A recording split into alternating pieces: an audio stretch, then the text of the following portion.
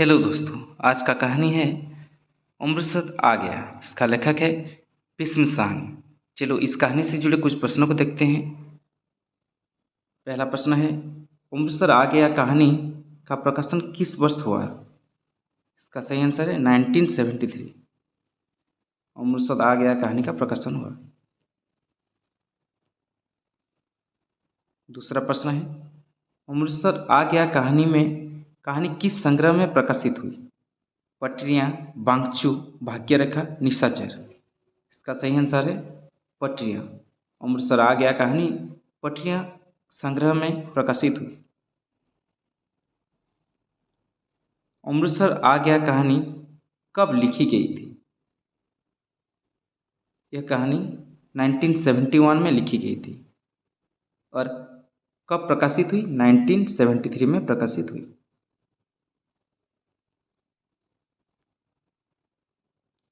शहर आ गया है, अमृतसर आ गया है, यह कथन किस पात्र का है? कथानायक, बुढ़िया, सरदार जी, दुबले बाबू। इसका सही आंसर है दुबले बाबू।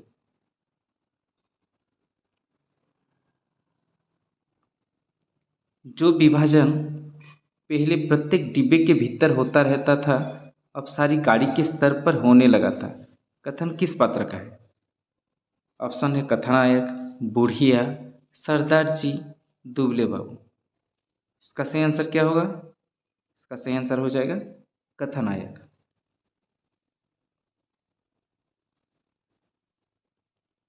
तुमसे डर कर ही वे पठान डिब्बे में से निकल गए। यहाँ बने रहते तो एक ना एक की खोपड़ी तुम जरूर दुरुस्त कर देते। यह कथन कौन किससे कह रहा है? यह कथन सरदार जी दुबले बाबू से कह रहा है। इसका सही आंसर होगा ए वाला।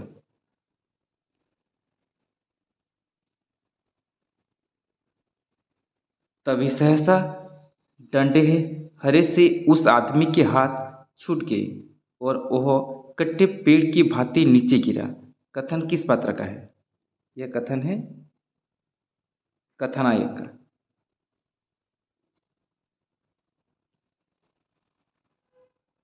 वह लाम के दिनों में बर्मा की लड़ाई में भाग ले चुके थे।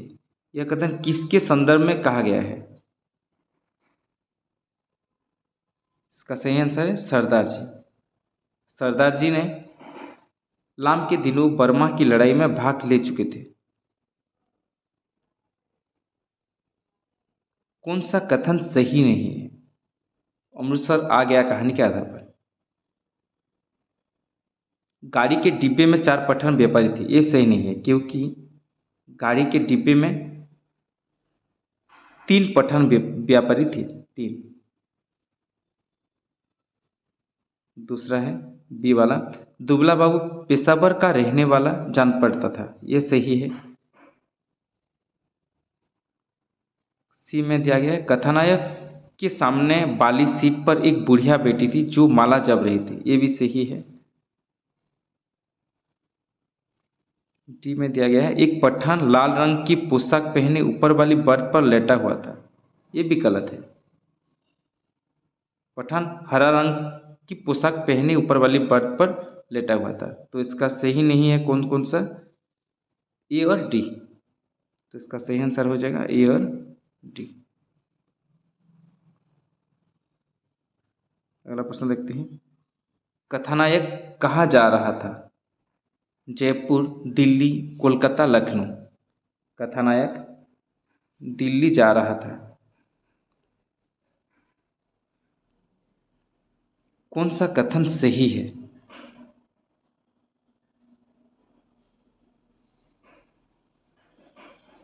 लेखक दिल्ली में होने वाली स्वतंत्रता दिवस समारोह देखने जा रहे थे, ये सही है।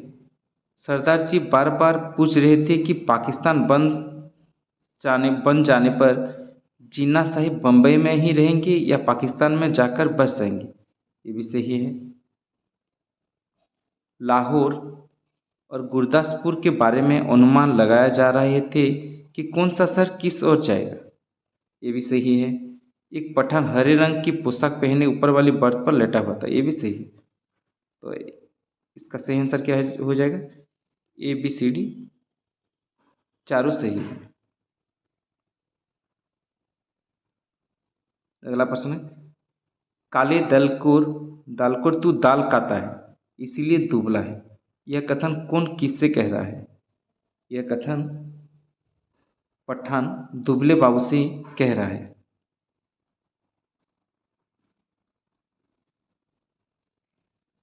बम्बई क्यों छोड़ेंगे? पाकिस्तान आते जाते रहेंगे, बम्बई छोड़ देने में क्या तुक है? यह कथन कौन किससे कह रहा है? यह कथन कथानायक सरदार जी से कह रहा है।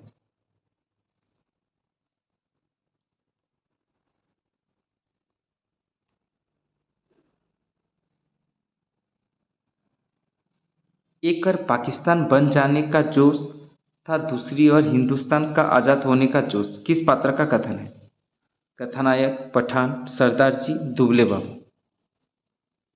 यह है कथानायक का कथन।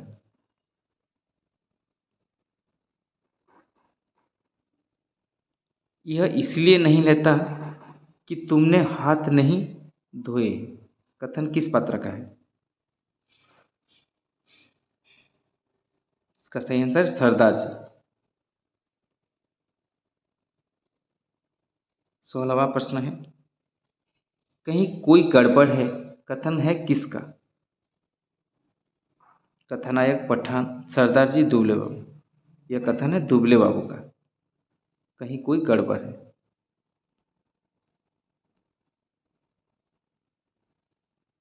अगला प्रश्न है, किस स्टेशन पर छोटी सी घटना घटी? ऑप्शन दिया गया है, देखते हैं ऑप्शन कौन सा है। ऑप्शन दिया गया है वजीराबाद, झेलम, गुरदासपुर, अमृतसर। इसका सही आंसर है वजीराबाद। अगला प्रश्न है, कौन सा कथन सही है? जितने देर कोई मुसाफिर डिब्बे के बाहर खड़ा अंदर जाने की चेष्टा करता रहे, अंदर बैठे मुसाफिर उसका विरोध करते थे, ये सही है। जो मुसाफिर इस डिब्बे का सदस्य बन जाता है वही अगले स्टेशन आने पर अन्य मुसाफिरों पर चिल्लाने लगता है, नहीं है जगह, ये भी सही है। लटकती मूंछों वाला एक आदमी अपनी पत्नी और 2 लड़की के साथ अंदर आना चाह रहा था, ये गलत है। पठान ने लटकती मूंछों वाले आदमी पर लात जमा दी जिससे वह गाड़ी से नीचे गिर गया, ये भी गलत है। तो इसका सही आंसर क्या होगा? प्रश्न पूछा था कौन सा सही है, तो ए और बी सही है। तो इसका सही आंसर हो जाएगा ए वाला, ए और बी। निकल जाओ इधर से, देखता नहीं है इधर जगह नहीं है, किस पात्र का कथन है? यह कथन है पठान का।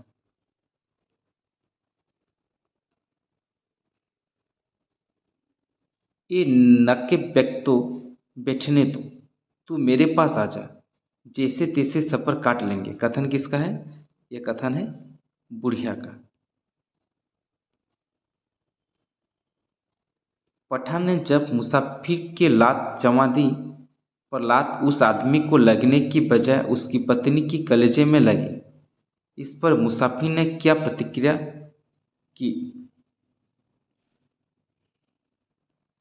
ऑप्शन दिया गया, उसने गाड़ी पठान को गाड़ी से गिरा दिया, वह भी अपनी लड़की के साथ गाड़ी से कूद गया, वह बराबर अपना सामान अंदर पहुंचा रहा था, वह जोर जोर चिल्लाने लगा। इसका सही आंसर हो जाएगा ये वाला, वह बराबर अपना सामान अंदर पहुंचा रहा था। मैं अनेक दंगे देख चुका था, इसलिए वातावरण में होने वाली छोटी सी तब्दीली को भी भाप गया था, कथन किसका है? यह कथन है कथानायक का। अमृतसर आ गया कहानी के आधार पर कौन सा सही है? भारत पाकिस्तान विभाजन के समय उपजे तनाव की पृष्ठभूमि में रचित थे, ये सही है। नष्ट हुई मानवीय संवेदना का चित्रण, ये भी सही है। सांप्रदायिकता की समस्या का चित्रण, ये भी सही है। मैं शैली में लिखी गई कहानी, ये भी सही है। तो चारों सही है। तो इसका सही आंसर हो जाएगा ये वाला है, ABCD, चारों सही है। अगला है, वह सिर से पांव तो कांप रही थी, चिल्लाई जा रही थी। यह कथन किसके संदर्भ में कहा गया है? मुसाफिर की लड़की, मुसाफिर की पत्नी, सरदार जी की पत्नी, बुढ़िया। इसका सही आंसर है मुसाफिर की लड़की के बारे में यह कथन है। बहुत बुरा किया तुम लोगों ने, बहुत बुरा किया, कथन किसका है? यह कथन है बुढ़िया की। तुम्हारे दिल में दर्द मर गया है, छोटी सी बच्ची उसके साथ थी, बेरहमों बहुत बुरा किया है, धक्के देकर उतार दिए। यह कथन किसका है? यह कथन भी बुढ़िया की है।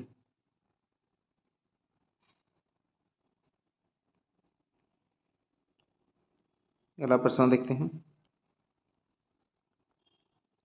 आग है, देखो आग लगी है, यह कथन कौन किससे कहता है? यह कथन कथानायक, यह कथन दुबले बाबू कथानायक से कहता है।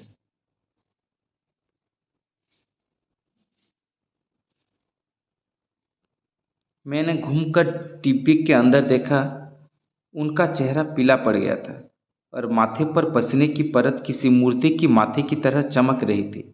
यह कथन किसका किसके प्रति है? यह कथन कथानायक का दुबले बाबू के प्रति है।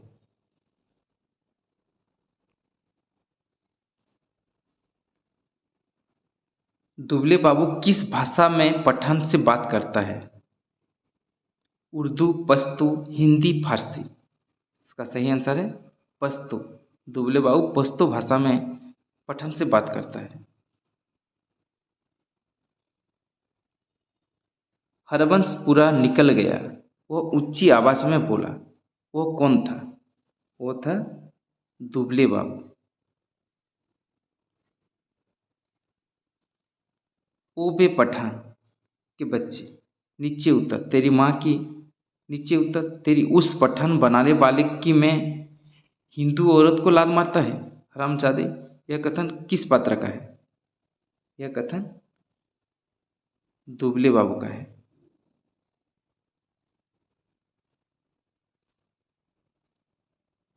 यह लड़ने की जगह नहीं है, थोड़ी देर का सफर बाकी है, आराम से बैठो, कथन किस पात्र का है? कथानायक, बुढ़िया, सरदार जी, दुबले बाबू। यह कथन है सरदार जी का।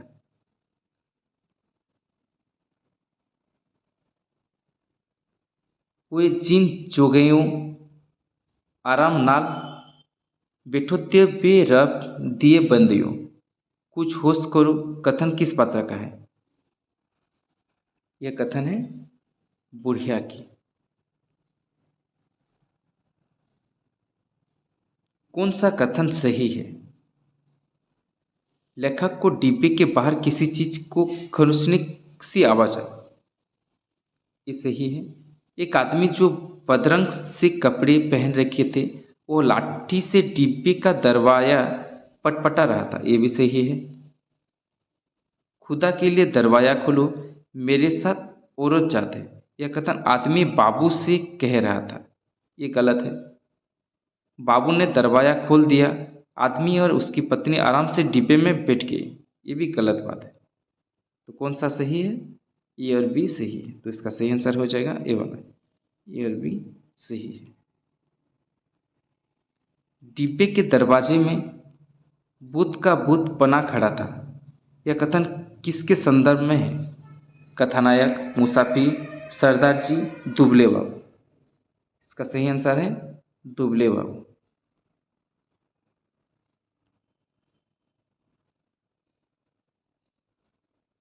बड़े जीपट वाले हो बाबू, दुबले पतले हो, पर बड़े कुर्ते वाले हो, बड़ी हिम्मत दिखाई है, कथन किस पात्र का है?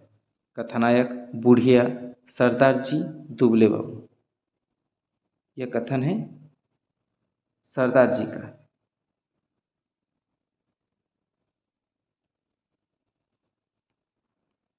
कौन सा कथन सही है? अमृतसर कहानी के आधार पर कौन सा कथन सही है? बाबू ने लब कर दरवाजा खोल दिया, ये सही है। बाबू ने छड़ से आदमी के सिर पर वार कर दिया, ये भी सही है। आदमी देखते ही डर गया और टांग की लरच गई, ये गलत है। बाबू ने उसके दोनों हाथ पकड़कर धक्का दे दिया, ये भी गलत है। तो इसका सही आंसर क्या होगा? ए और बी इसका सही आंसर होगा। अगला प्रश्न है, अमृतसर आ गया कहानी का मुख्य उद्देश्य क्या है? ऑप्शन दिया गया है, देश विभाजन से उपजी सांप्रदायिकता, मूल्यों के बदले जाने पर संबंधों में अचानक आया बदलाव, राष्ट्र प्रेम और हिंदू मुस्लिम प्रेम की अभिव्यक्ति, आतंकवाद का प्रसार। इसका सही आंसर है ये वाला सही होगा। अमृतसर आ गया कहानी का मुख्य उद्देश्य ये वाला सही होगा। मूल्यों के बदले जाने पर संबंधों में अचानक आया बदलाव। कौन सी कहानी भारत पाकिस्तान विभाजन के परिदृश्य को प्रस्तुत करती है? चीफ की दावत, अमृतसर आ गया, पिता परिंदे। इसका सही आंसर है अमृतसर आ गया कहानी भारत पाकिस्तान विभाजन के परिदृश्य को प्रस्तुत करती है। आज का अंतिम प्रश्न है, सन 1998 में भीष्म साहनी को भारत सरकार द्वारा किस सम्मान से विभूषित किया गया था? पद्म भूषण, पद्म विभूषण, साहित्य अकादमी, ज्ञानपीठ। इसका सही आंसर है पद्म भूषण। भीष्म साहनी को भारत सरकार द्वारा पद्म भूषण सम्मान में विभूषित किया गया था।